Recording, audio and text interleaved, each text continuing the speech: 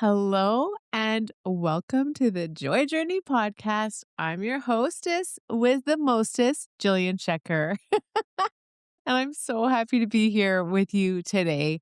Today is a big day. Today actually marks 1 year of the Joy Journey podcast and 1 year of courageous conversations, a year of truth, a year of vulnerability, a year of sobriety stories and joy methoding and business pivots and parenting and hormones and truth telling and leadership evolution. And I'm just so deeply grateful. My heart is absolutely overflowing. It feels like it's been a very real space, very honest and expansive. And in the spirit of joy leadership, we are going to wrap this up really, really intentionally. In the work that I practice and preach, celebration is huge. We tend to overlook our wins a lot of the time and really focus on either what others are doing or just bypass the good and create a new goal. So today I just really wanted to stop and take a mo and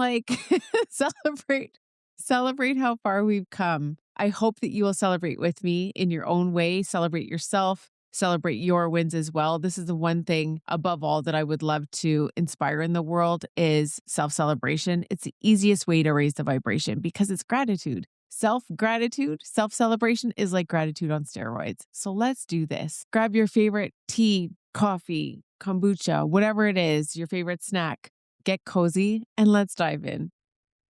Hey there, it's Jillian, your guide to all things joy, and this is the Joy Journey podcast. Oh my God.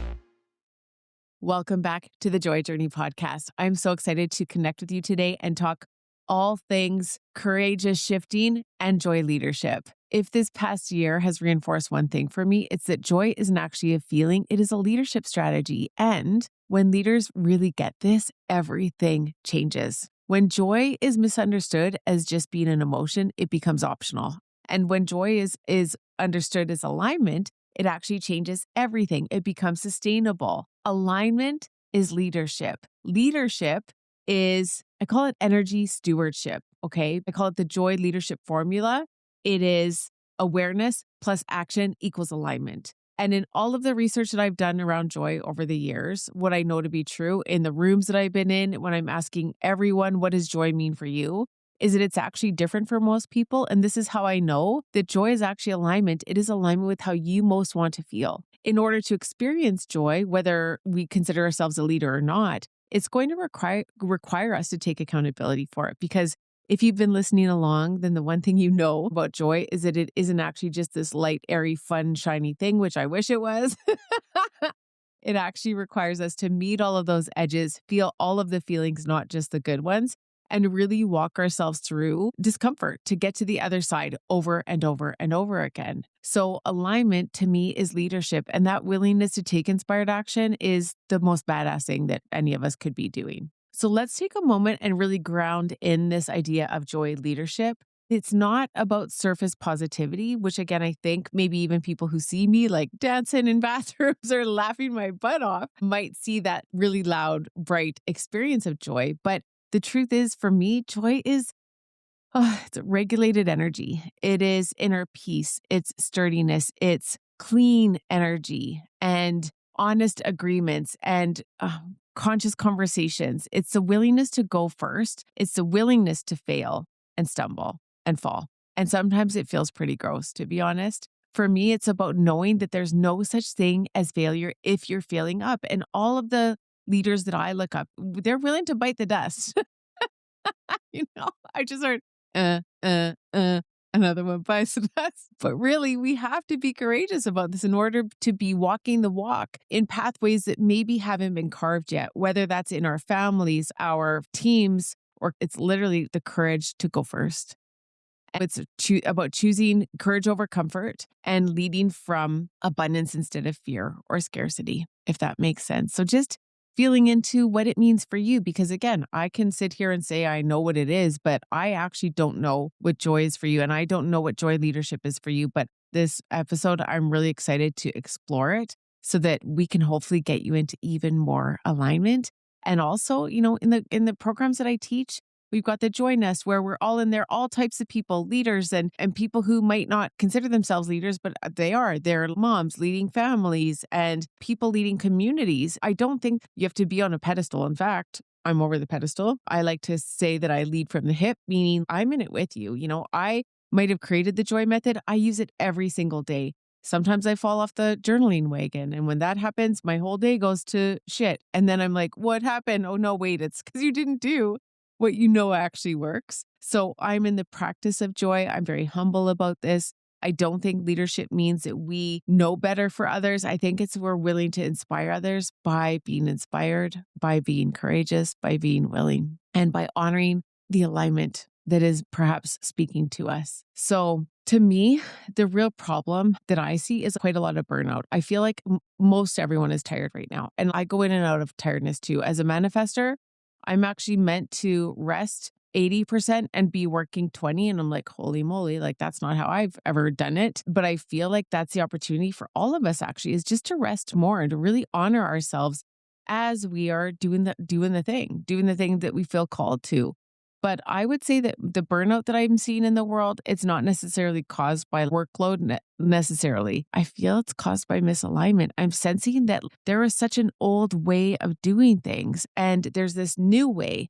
And we're kind of on the edge of this new way. In my facilitator program, I guided everyone through this meditation where we stood at the edge and all of them could feel it.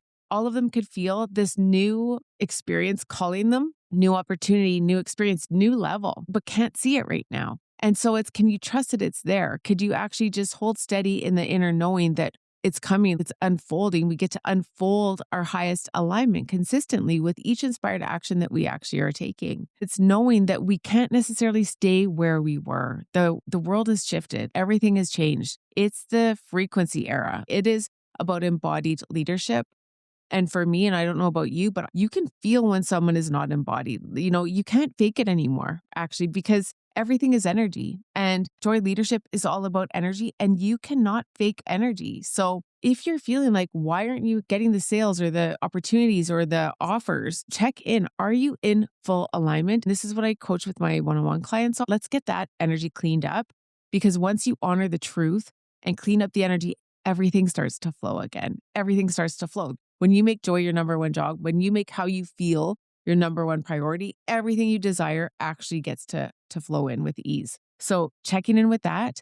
But I would say typically what I see is that misalignment actually starts to show up as like friction, as chaos, as resentment, as indecision, lack of clarity, feeling short with everyone and everything, flipping birds off in traffic. Maybe even being judgmental, more judgmental of others, gossiping, which is, such a low frequency, but it is human. But it's just noticing, am I really hyper focused on what everyone else is doing? Because the truth is we're all mirrors for each other. And the joy leaders that I surround myself with, that I want to be lighting it up with, really understand that these things aren't happening to us, that we get to see a reflection of ourselves in the things that we're seeing in the world. Where do I hold that frequency and what can I clean up? Because the truth is I cannot control what's going on out there. Okay. I've tried. I've tried to control people, situations, things. It doesn't work. We're all upset about the world events. Honestly, there's like a lot of things to be quite upset about right now. It's so chaotic and it's nasty and it's awful in some cases. But it's really knowing that while, yes, okay, tend to the world in a way that feels aligned for you. But for me, we need to come back home to ourselves first and create that inner sturdiness and focus on what we can actually shift, which is our own energy. When I can clean that up, when I can take full responsibility for what's going on within me, that impacts the world. This is how we actually light it up. And I can use examples with family. If I'm looking at people in my family who I think should be doing A, B, or C differently, I've even had this experience, especially with addiction and coming from a family of addiction, is wanting to change people in my family. That's never worked. And even with myself and my own addiction, I didn't stop because someone told me to or tried to micromanage me or was shifting me. So it's the same for others. It's actually, where can I take responsibility for this in my own life? Can I look out and judge someone else in their own discordant energy or their shadow? Sure. Is that going to help anything? No. I can tell you it's not. It's probably going to make things worse. It's going to create a lot of chaos, a lot of dissonance. That person is going to feel judged. That is not the most loving behavior. But I can come from a place of love, meaning I see you and I'm concerned for you and What is this showing me? Where can I clean up this energy in my own life? And me simply doing that brings the energy back, but it also puts the ball in my own court and allows me to focus on something that I can actually change. So misalignment can show up like I'm hyper focused on trying to shift someone else or something else around me.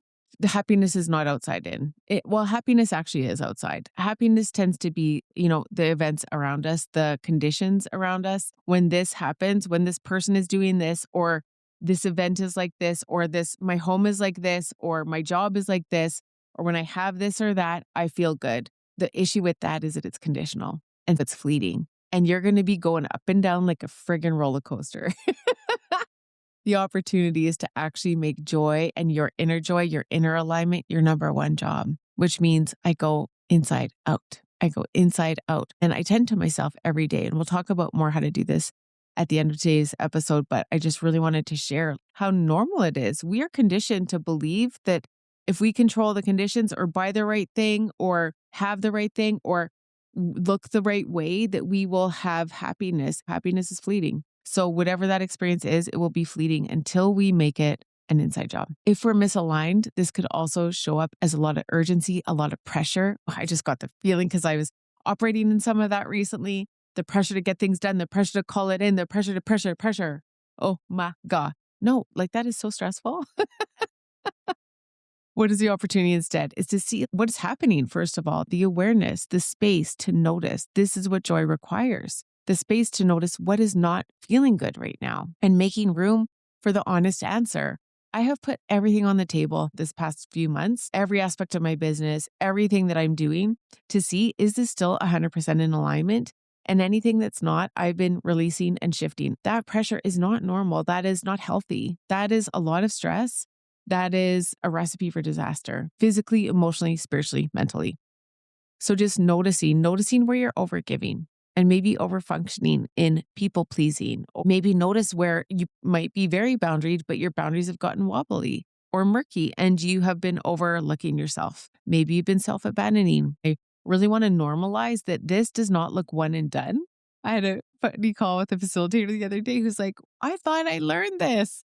And I'm like, we honestly are going to continue to learn these lessons. The big ones, the big doozies that you came into this lifetime to learn, it's not one and done. You're probably going to bump back up against it more than once to see the next layer of it and to heal the next layer of it. So it's not necessarily that we have to get frustrated about it. It's really just being compassionate with ourselves around, okay, I see you and I'm going to move through this new edge and healing, because we're here to actually heal. We are here to heal and grow. When we tolerate misalignment, the chaos will start to get really loud. So what you'll notice is that everything feels like it's falling apart and you're feeling that stress experience in your body. And notice, how do you experience stress in your body? It's really important for us to be able to pay attention to it. When we tolerate misalignment, everything will start to get really loud. The chaos will get loud. Things will start to fall apart. I feel like it's like things just aren't working. Everything you're doing feels like there's something wrong with it. It's like one thing maybe after another. Relationships, work dynamics, emails, clients, community, whatever it is. When we're not honoring the whispers, the messages will get louder and louder and louder until we take action. Rude, I know. Woo, I just got the full shivers. So let's talk about evolution and what I would call embodied authority. So I've been in a season of alignment. Well, the truth is, I've been in a season of misalignment, which required me to really meet those edges and practice the awareness, take inspired action, and get back into alignment. I've been looking at all aspects of my life, my business, my company, with this really honest lens, because there were just things that were off. Like it wasn't that it wasn't good. It just wasn't 100%. And so I got to check in with what is really working here. Like what is actually feeling good? I think sometimes it's also easy to kind of get into autopilot and you're in a certain lane and you're just going because it's been carved out, but you haven't really stopped to check, how does this actually feel? And then I got honest about what isn't feeling 100%. To me, if it's not 100%, it means there's action to take around the thing. So I'm celebrating the courage to really name what wasn't feeling awesome and then take inspired action. So the one thing that I did was I released the Joy Club, this beautiful community that I started in, I honestly, I think 2016, around there. and really just showing up and serving in very, fun, light ways, lots of prompts in there and people sharing their wins, etc. And um yeah, I feel like it wasn't necessarily bad. It wasn't that it what didn't feel good. It was just that while that was still going, had built the Joy Nest membership. We were all going very deep together in this area. And it just felt like I wasn't as excited to show up in the Joy Club. Does that make sense? And I wonder if you can feel that in some aspect of your life or business or your work or your family where something's just not feeling like it used to. And to me, that's a sign. Like that's your emotion, your body, your intuition saying, let's explore this. So I got really clear about, maybe it's time to wrap this up. I'd been holding that energy for about 9 years, and 9 is a completion number. I actually didn't realize that until I released it. But I had to really meet the edges of disappointing others and risking perhaps disapproval of the community, but really honoring my alignment. And I feel like that was a badass joy leadership move, to be honest with you. To be willing to risk discomfort and disapproval and disappointment is a power move. And I would say our joy requires it, actually. So my question for you, if you want to take a moment, is where are you being asked to evolve right now? What is not feeling 100% for you? That will be your cue. And what does it look like to release the fear around disappointment, disapproval, dissatisfaction, discomfort, all the disses? Okay. And just notice how you feel. Do you feel the release of pressure? And if so, that's really telling. And that's when I know that something is ready to shift, is when I feel relief after imagining relieving the pressure of whatever that thing is. So I've been shifting all of my offers. I've been deepening programs and just being willing to notice, okay, this is not 100. Would it require me to get it into 100% again? What I've noticed is people don't need more things. They don't need more. And I think I used to believe in my coaching and my leadership that I had to prove my worth, like give so much so that people felt the value. We're done with that. Well, I am, at least. Maybe it's just me. But I just feel like when you show up fully, like we're all so invaluable, actually. And when I'm working with my clients and my facilitators, I just see how powerful they truly are. Actually, my gift is seeing people's light and their potential. And I just see the most potential. And really, what it requires is our belief in it, truly, is just that inner knowing and acceptance of our inner power and our light and our magic and our medicine and our leadership and what you're truly here to share. Like this life is so short and precious. I really feel the preciousness of life. And I just think if you're waking up miserable or not happy, you have every opportunity to create a powerful shift. We are all deliberate designers of our lives. There are some circumstances we absolutely cannot control, but you can control your response to it. I currently have a client who is a leader in MS. And we're building out her business and her community and her programs. She got diagnosed. She was in denial for about 8 years. She came back to it. She met it because she was about to go on medication. That was really the only alternative until she took full control and shifted everything. And she is living so well with MS now. And she's here to teach others how to thrive with it. I can't wait to share more about that. But she just came to mind when I'm thinking about how empowered we can choose to be. That would send most people. And it did send her. She had a very human reaction to it. But she got to see that it has the opportunity to truly empower her to actually not only heal herself in ways that she can, but also inspire it in others. How amazing. Like, yes, please, more, please. We are here to inspire and to be inspired. And I just know this next level of joy leadership is not some fancy out of body experience. It's literally you owning all of your wisdom. It's you owning your own magic. It's you owning what you're here to share in your own way and releasing the fear, releasing that fear of being seen, that fear of visibility, the fear of people judging you, the fear of your high school buddies laughing at you. Who actually cares? I know those fears are real because I've walked them out myself and I guide them now. The world just actually needs your light so desperately right now. We can very easily look out and say, how could I support this? Is not by trying to shift the world or everyone in it. It is literally by showing up in your light, by tending to yourself, by being willing to share in ways that work for you. It doesn't have to be on stages or in rooms. It could be just in family. just with others, the people around you, at your work, in your hallways. We have another beautiful joy facilitator who, Ebony, we've actually interviewed her. She's in a seniors complex, just blasting the joy. We call her the joy walker. She crochets her hats for everyone. She makes everyone the most beautiful food, and she loves cooking, and she's gotten everyone into her box subscription, and it's just the best thing ever. She's another great example. It doesn't have to be loud. It doesn't have to be boisterous. It gets to be quiet.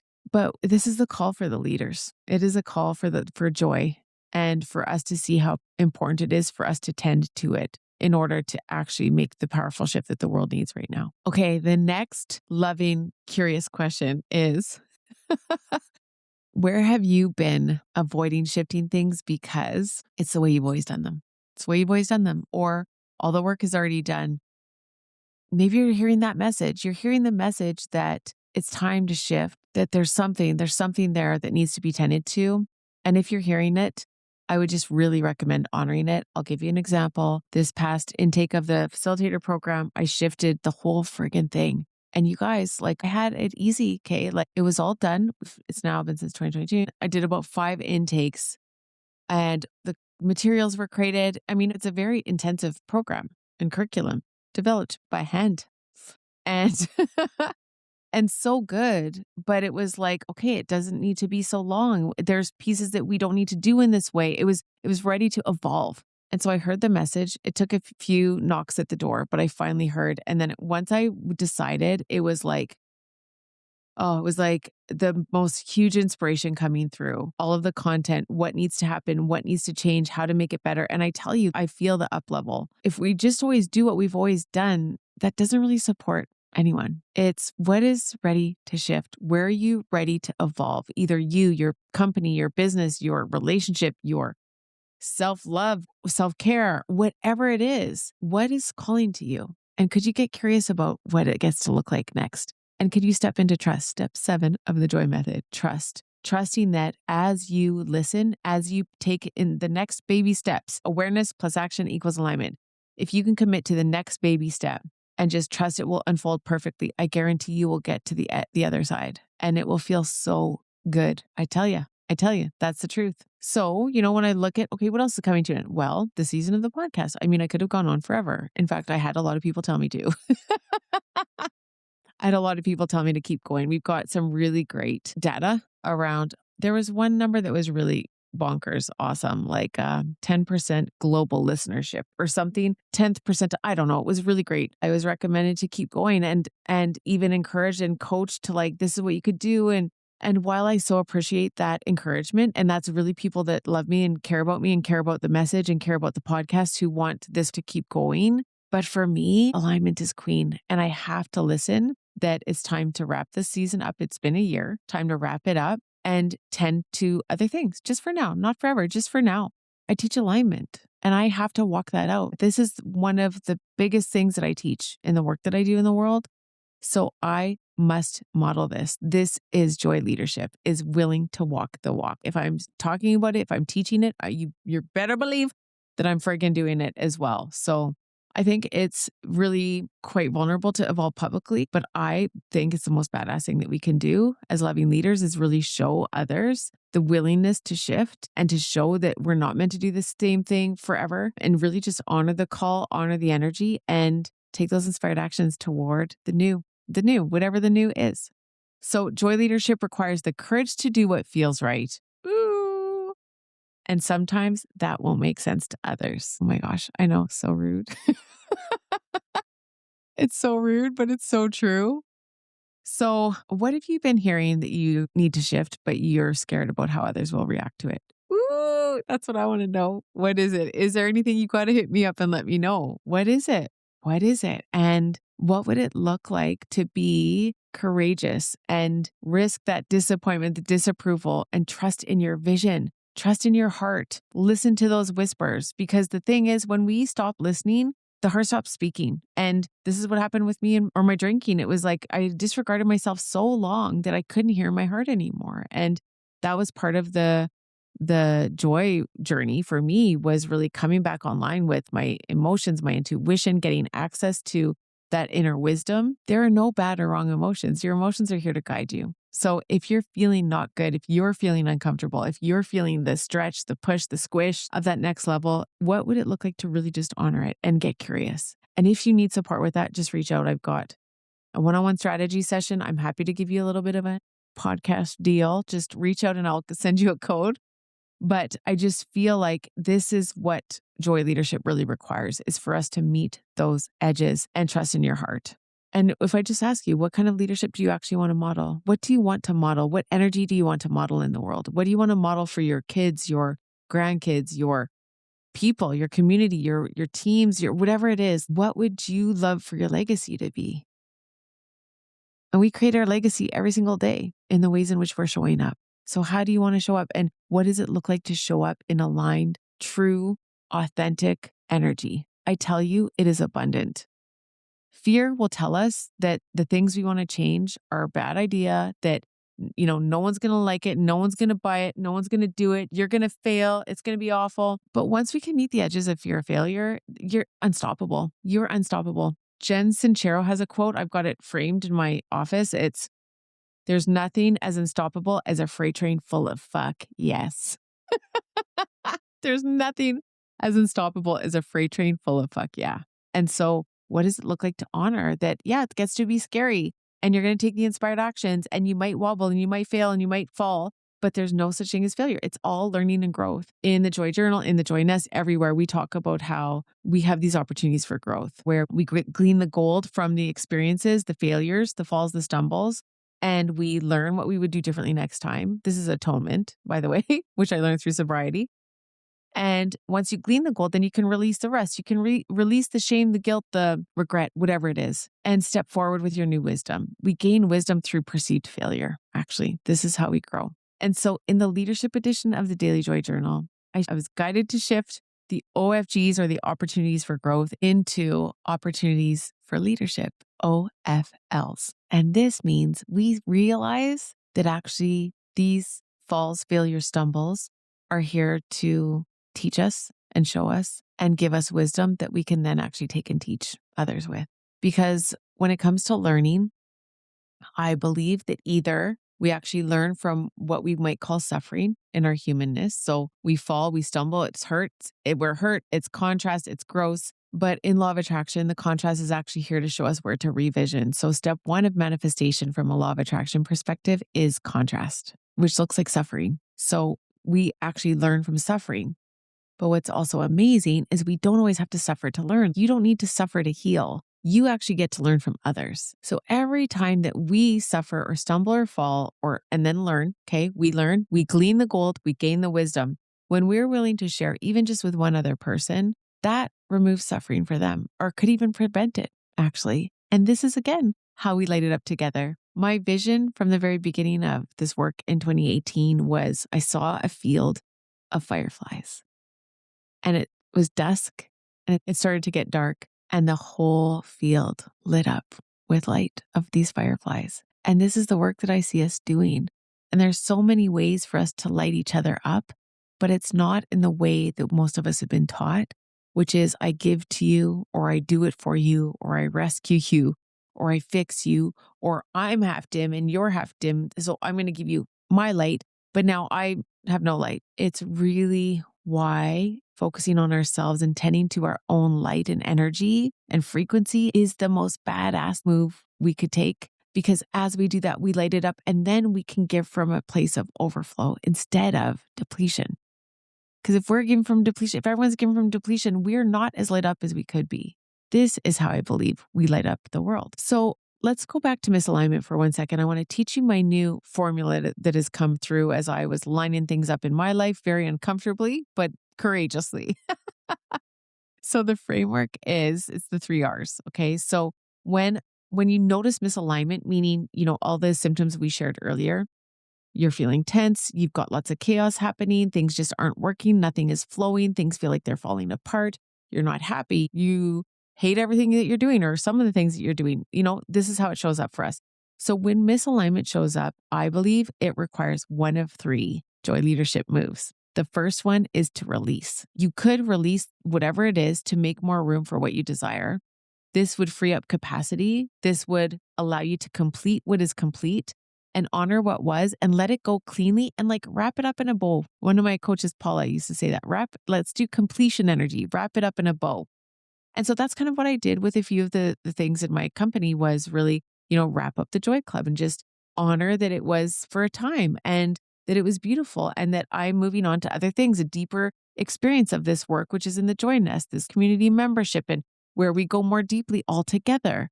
So the Joy Club was ready to be released. And that was awkward and uncomfortable and really, really powerful. And I can tell you on the other side of it, I have more energy now. And it wasn't even that big a deal. It didn't even require that much time. It was definitely something that I could have let continue. But I just know that we've got to plug these energy leaks and it's time to honor the energy and take inspired action and that you will be highly rewarded. You will be highly rewarded as you take inspired action. The next R is refine. So whatever it is, the thing that's not feeling 100% is it's not that you need to release it, but there is a refinement required. Maybe the structure needs adjustment. Maybe your boundaries need adjustment or the timing or the level of support. Maybe you need more support with it or systems or whatever else you need to refine. So it's just asking, am I meant to release this? Am I meant to refine it? Or the last R is renegotiate it. And this is like resetting expectations yourself or others, clarifying agreements around whatever it is that you're working on, replacing silent resentment with clean conversations. Ooh, you heard that here, folks. Cleaning up the energy. I just see like a street sweeper. We're going to clean up. We're going to have the conversations. We're going to bring honesty to the table. We're going to aim to create win-wins, but really just communicating what's truly going on, sharing from your heart. This is so powerful. And most of us are pushing so much harder when we actually just need to refine the structure. So refine it, release it, renegotiate it. How does that feel? Recently, after one of our classes, one of our facilitators shared that she was at the dinner table and was in a moment with her daughter. And she found herself getting into frustration and really getting into kind of like the telling, like the momming of her. And she said she paused and took a moment and she mentally went through the Joy method. She mentally noticed her thoughts and shifted her thoughts to what does it look like to empower instead of rescue or fix her. And she shifted her energy in that moment, shifted the whole conversation. And I guess her daughter said, "Mom, what is going on? Like, what did you just do?" She said, "I just used the Joy method." And her daughter was like, "Wow," like cheering her on. Because she absolutely noticed the shift. Our willingness to maybe release the way we might have handled others or shown up in a relationship, our willingness to refine it can change everything, actually. And so, that ability to show up so authentically and courageously ourselves and honest and even tell the truth, like where we have maybe been out of line and what it looks like to get back into alignment. I just can't help but think like, what she's teaching her daughter now, too. It's amazing. We have Leanne, who's just kicking ass on the Daily Joy Journal. She was resistant to a daily practice of any kind. And if you identify with this, I see you. And I would never force anyone to do things that literally don't feel good. What's inspiring about Leanne is that she actually practiced sacred discipline and really walked herself through the discomfort of a daily practice and showed up every day for 90 days straight. So she recently wrote a post celebrating 90 days of discipline with her Daily Joy Journal. And she wrote how she actually reconnected with her inner child and this inner joy that was there all along. Ooh, full shivers. That is joy leadership, to see where maybe we have had a relationship with something that we continued for years. But what does it look like to refine that relationship? What does it look like to look and just say, maybe I have been in a relationship with this thing that needs to shift? And that is joy leadership. We have Holly in the Joy Nest who literally reclaimed her joy. She showed up last week on a call, shared that she actually feels like herself again, and that she's been waking up every day, practicing joy in a way that works for her, setting boundaries and really reclaiming her personal power in her business, in her life, in her family, and shifting everything. Like, this is joy leadership. Just imagine what that looks like in a family for someone to take full accountability for dissatisfaction or disconnection and then plug back in. That's refinement. That's renegotiation. And that's the ability to release the dissatisfaction of where you've been to step into where you want to go now. This is the Joy method in effect. This is the Joy method. So leadership begins with courage to take full responsibility for our lives, our experiences, and be willing to shift, have the courage to shift. Okay, let's talk about the courage to shift. So many of us stay in these outdated structures or systems because they once worked. Whether they were set up for us or whether we set them up, we are staying stuck. Joy leadership invites evolution before misalignment becomes chaos or burnout or worse. We don't have to villainize our past in order to reclaim our future or even our present. Future joy is actually built on current joy. Current joy requires a few things. So let's talk about what it looks like to actually reclaim your joy right now in your leadership and in your life. Enter the joy method, okay? So first, our joy requires us to feel our feelings, all of them, not just the good ones, knowing that the ability to move through the emotions, energy, and motion allows us to get to the other side over and over again. That's a badass joy warrior move, okay? The next step is noticing the thoughts. So it's the level of awareness around what is actually going on. What are the quality of my thoughts and where is my focus right now? Our focus is actually a magic wand, but in the human form, we will look at everything as like a risk assessment. How can this thing hurt me? Where is there going to be harm? How can I avoid it? I want to avoid suffering. But the new era of embodiment is actually, what does it look like to, instead of focusing on the suffering, move toward pleasure? So when we are in the contrast of maybe what's not feeling good and the focus will absolutely go there, we are now shifting the focus, step 3, shifting the focus toward what we want instead. And this changes everything because now we're paving a golden pathway forward. Once we know what we want instead, we can set a powerful intention. I call it a powerful declaration. And this is a place where we get to really set that standard and cement it in, like what I am truly calling in, the experience I am declaring, because I am a powerful, deliberate designer of my life. Next, we take inspired action because our joy, our highest alignment requires us to participate in it. So what is the thing you most desire to experience? And what is one baby step toward it? Just one. Like, what does it look like to start to create that momentum? And as you can see from our three R's, release, refine, or renegotiate, is actually some of these things, they're not physical. It's not always physical action. Sometimes it's what can I release to make more room for joy, or what lights me up? So we are taking inspired action. We are, step 6, practicing excitement and gratitude. We are getting excited for what we are calling in, what we are co-creating with our inspired actions and our focus and our feelings. We know that if we can believe it, it means that it's possible. It means that it is actually an escrow for us. Your dreams and desires would not be present if you didn't have the ability to fulfill them. So it's really just a matter of raising your vibration, of feeling as good as you can feel. And the better you feel, the more good flows in. It happens everywhere. I see it everywhere. I see it with facilitators, join us, there's clients, students, all of it. This is how we do it. I just heard, this is how we do it. Just know that as you walk this out, more good will start to come for you. Gratitude, again, easiest way to raise the vibration by not only focusing on the blessings, but finding evidence of it, finding evidence of abundance in our daily lives and really celebrating the wins, celebrating the goals that you have set for yourself and the ways in which you have achieved them. We tend to overlook this, like self-celebration. Again, this is something we do in the Join Us because most of us were socialized to play small or don't share or don't boast or be more humble. But no, I'm like screaming from the rooftops. This is energy that it's so easy to expand by just even sharing your wins with one other person, someone who you trust, someone who will celebrate you. And if you don't have those people, join us in the Join Us. I tell you, we're doing it well in there. We're doing it well. So the next step is around trust. Trust that as you make how you feel a priority, your joy will show up for you. Yes, it will. So I know this all sounds fine and great, and you're probably inspired. You're like, yes, joy method. But like, what does this actually look like? Well, there's a few ways that we walk this out in the Academy of Joyful Living. There's a few things that I've created that are here to help you, depending on what level that you're at, what feels most supportive for you. And they are all invitations.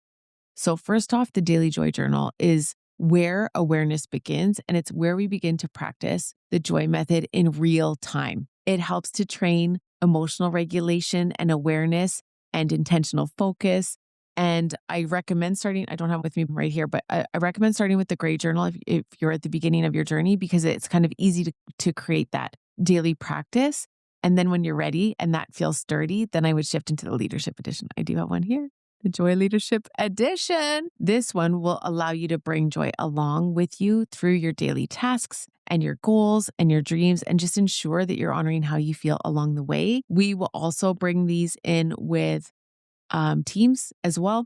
I get a lot of companies who want us to come in to teach joy, to, supplement with the daily joy journals. We do this with schools. We do joy sessions with pretty much everyone. I love doing this work. We also have a group of facilitators who also do this as well. So if that's something that feels helpful, the organizational joy, we are so happy to bring that in for you. The journal supports awareness and the practice. Next, we have the Joy Nest. It's community. It is real-time coaching, accountability. It's living this work alongside others who are committed to alignment and showing up so courageously, because awareness without practice doesn't create transformation. So the Joy Nest supports that practice where we're all doing it together. I call it your soft place to land. And then if you're doing the joy, or if you're, I want to bring this to my people, my community, my family, my company, my team, whatever it is, we do have a Joy Facilitator certification program. And this is where the practice becomes leadership. But do not doubt, we are all practicing it. We are all humbly doing the work. This really supports leaders who embody the work deeply enough to guide others through it as well. Woo! And I just got full shivs. It is such a joy to teach and guide this program and ignite all the leaders around me as well with joy. And then again, we have the corporate and organizational work. And this is where joy leadership becomes culture.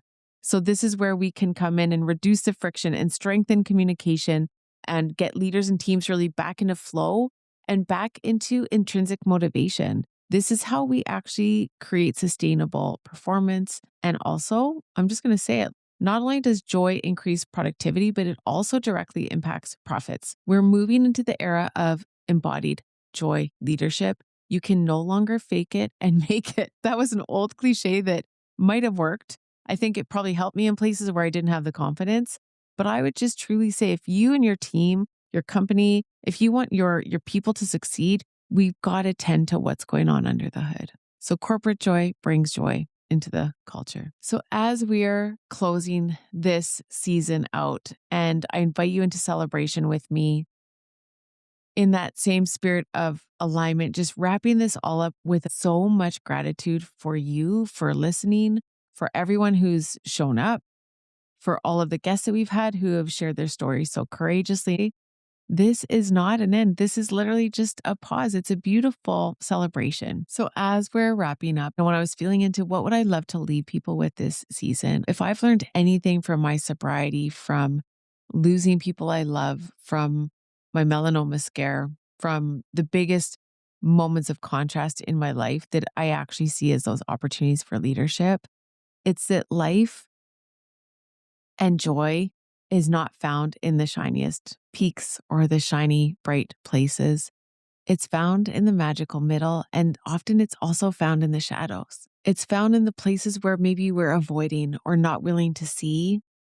And I tell you, once you're willing to go there and honor the truth, everything gets to shift. It is courageous, and it is the new way forward, is to bring light to the places where we get to now shift. To me, the joy isn't in the biggest moments. Again, it's in those simple places, the quiet mornings, the in-between conversations, the daily practices, the little snuggles with fur babies, with, maybe the laughter of your children, or quiet time with a loved one, tending to your family, just very simple places. These places that could actually slip by if we don't slow down enough to notice. Joy is not something that we chase. Joy is who you are.